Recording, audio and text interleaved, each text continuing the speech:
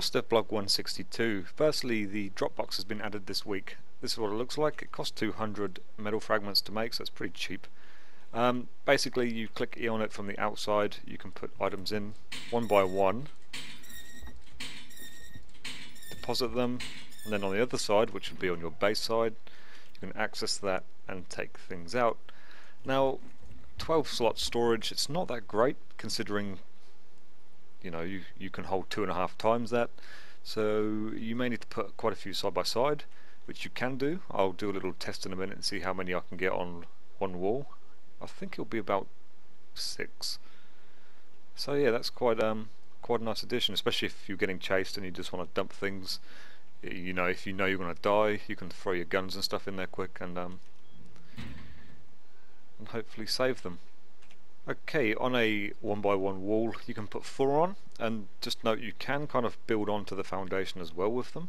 So if I was to put up a wall here, which ain't letting me for some reason because it's blocked by here, so I'll just show in the back.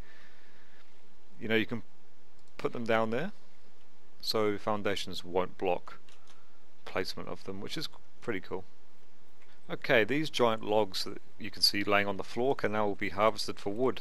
They give you the same amount as hitting a normal sized tree, and you get about 5 hits out of them. So that one was 4.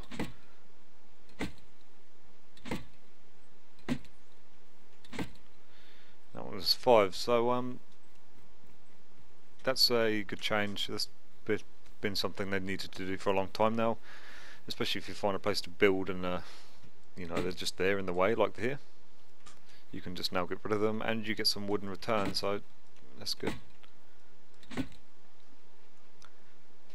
And lastly, they've made a few changes to weapons and how they work. Now I've got an assault rifle here with normal ammunition in it.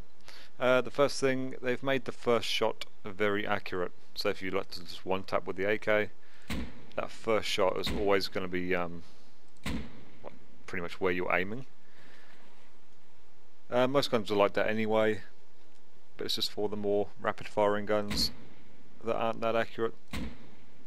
Just trying to hit that horse or whatever that thing is over there.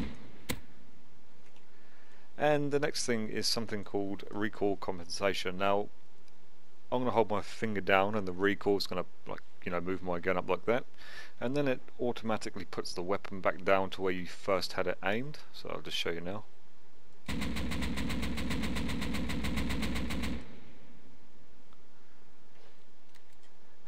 You can turn it off. There is a console command on the Devblog. I'll put a link in the description. You can go check it out there. I hardly use this gun, so I don't know if that will be good for anything.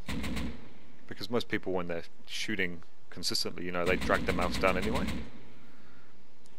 I don't know anyone who's going to sit there and spray until they're looking up into the sky, because just wouldn't be a good thing to do. So yeah.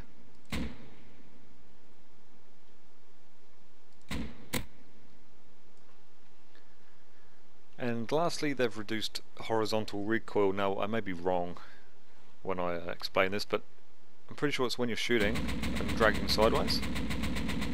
Like that recoil is quite easy to control, and I know in the past it hasn't been, especially with this weapon and the M249. So I'm hardly having to drag back on the mouse there, which is nice. Makes the guns a bit easier to use. And that is it. The Thompson now costs 10 less high quality metal, and the pump shotgun now costs 5 less. To be honest, I don't use them weapons anyway. I prefer the MP5 over the Thompson, and the pump shotgun, I don't know, you just never have really use for it really. Maybe that's why they nerfed the high quality cost on it. Who knows? And I'm going to leave it there for today. Thank you for watching. You know, to fill out the video, and I'll see you next time.